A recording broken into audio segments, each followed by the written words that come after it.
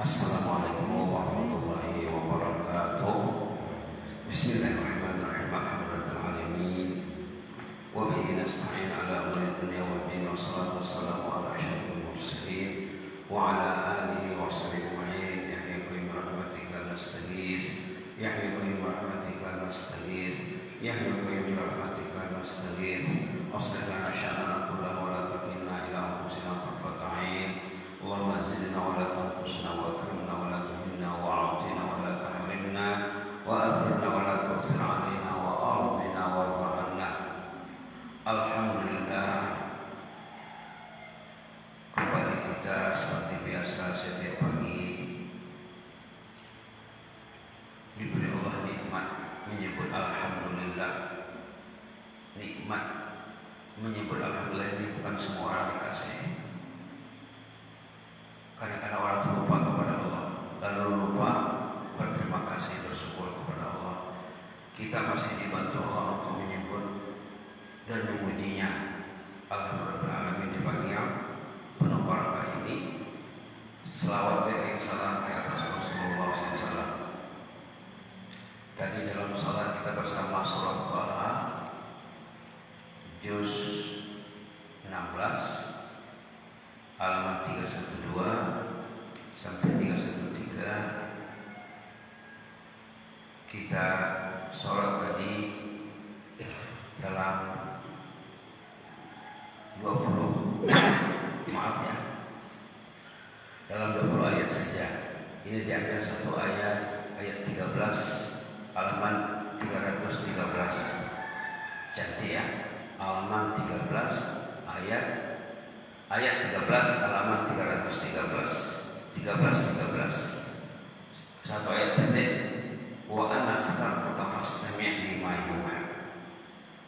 Allah menyatakan kepada Nabi Musa, wa ana khatartuka, aku memilihmu kata Allah. Fastami' lima yuha, dengarkanlah wahyu yang akan disampaikan. Ini tentang etika mendengar. Dalam tafsir ayat ini, contohnya dalam tafsir Imam Qurtubi, tafsir induk dalam Islam, diterangkan tentang etika mendengar. Kemarin kita bicara tentang pendengaran, penglihatan dan hati. Ini kita fokus kepada etika mendengar. Kata ulama, etika mendengar itu pertama bodi kita mesti siap untuk mendengar yang baik. Kemudian kita berusaha memikirkan apa yang kita dengar, berusaha mengingatnya kalau boleh, menghafalnya kalau boleh. Maka disunatkan, digalakkan, dianjurkan menulis atau merekam, mendengar, memperhatikan dan menghafal serta mengamalkan apa yang didengar dan menyampaikan. Juga ulama dalam tafsir ayat 13. Kemarin kita sudah bicara tentang telinga saja ya. Telinga itu kata ulama, kata Imam Ghazali, ada 3 tugas kita terhadap telinga. Pertama, mendengarkan kalam Allah. Patutnya setiap hari ada didengar Al-Quran, setiap hari didengar Al-Quran, setiap hari didengar Al-Quran.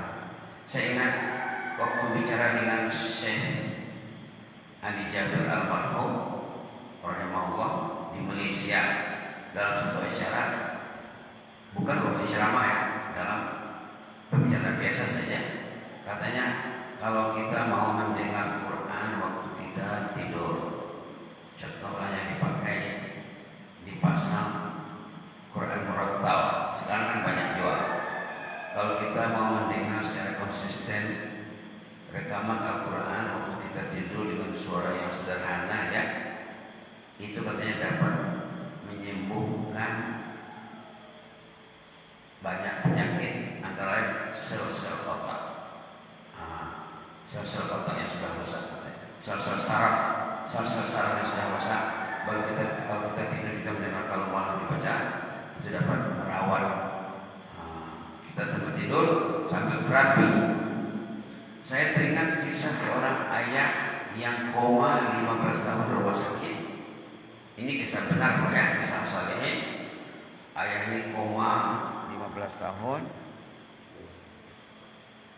Waktu ayahnya masuk rumah sakit di hari pertama, umur anaknya 2 tahun.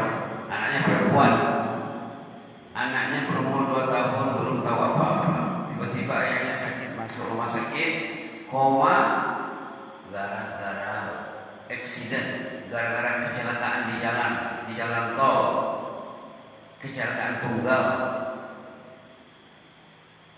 Waktu dimasukkan ke rumah sakit, dokter mengesahkan, memastikan 95% sel otaknya tidak berfungsi.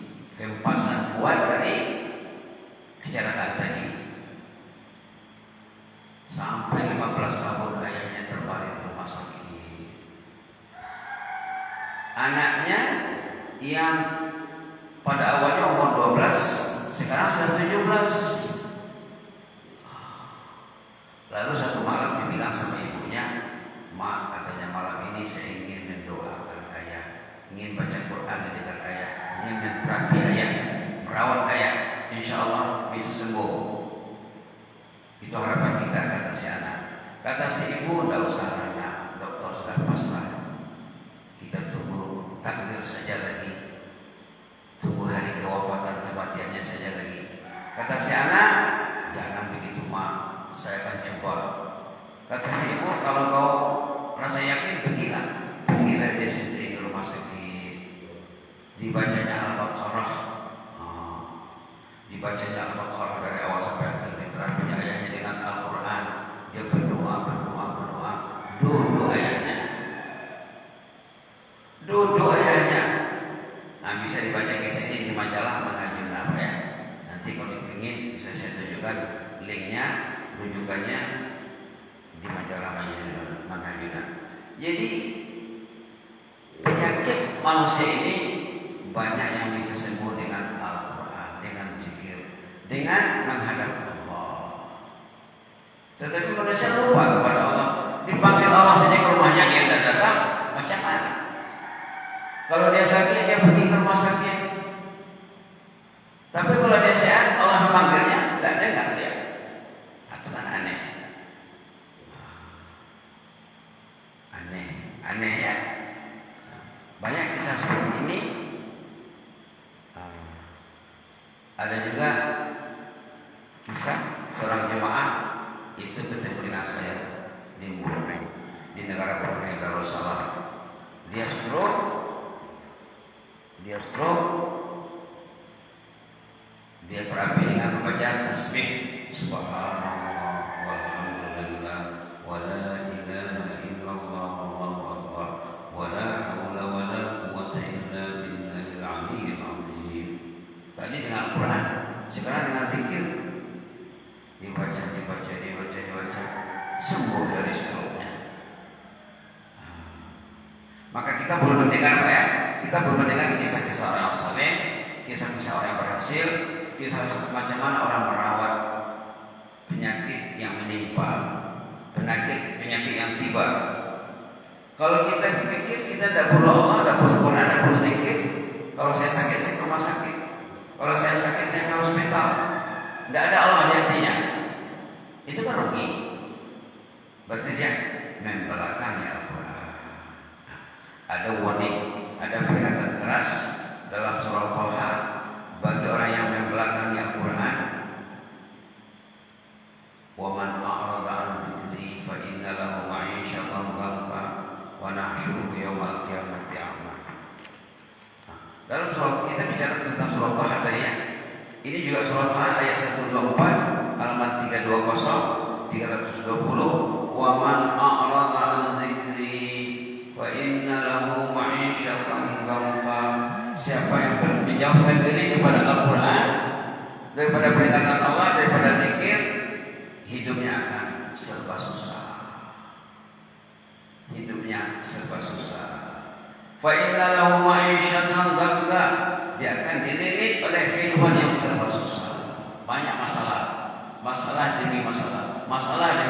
Datang satu pergi satu datang satu, pergi satu datang dua. Dililit masalah karena jauh dari kitabullah, jauh dari zikrullah.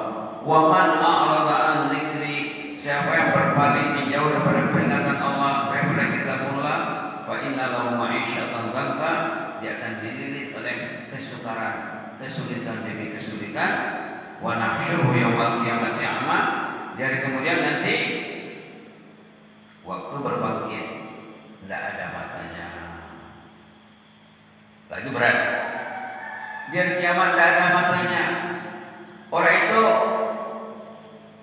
bertanya, qala rabbi lima hasyartani a'ma wa kuntu basira. Ya Rabbi, kenapa sekarang saya tidak ada mata? Dulu ada mataku, sekarang tak ada. Kenapa? Nah, dijawab oleh ayat 126, kadzalika atatka ayatuna fanasitaha wa kadzalika al-yawma tunsa, halaman 321. Demikianlah suni ibadah, bahasa modelnya suni ibadah. Demikianlah engkau dulu ada Quran di rumah, ada Quran di masjid, tapi lupa bacanya. Hari-hari lupa dengan Quran. Wa kadzalika al-yawma tunsa, sekarang lupa mengasih mata. Subhanallah. Jadi kita perlu mendengar ya, seperti yang dikatakan oleh ayat 13 tadi. Wa ana akhtartuka fastami' lima yuha. Aku memilihmu, kata Allah kepada Musa, dengarlah wahyu yang disampaikan.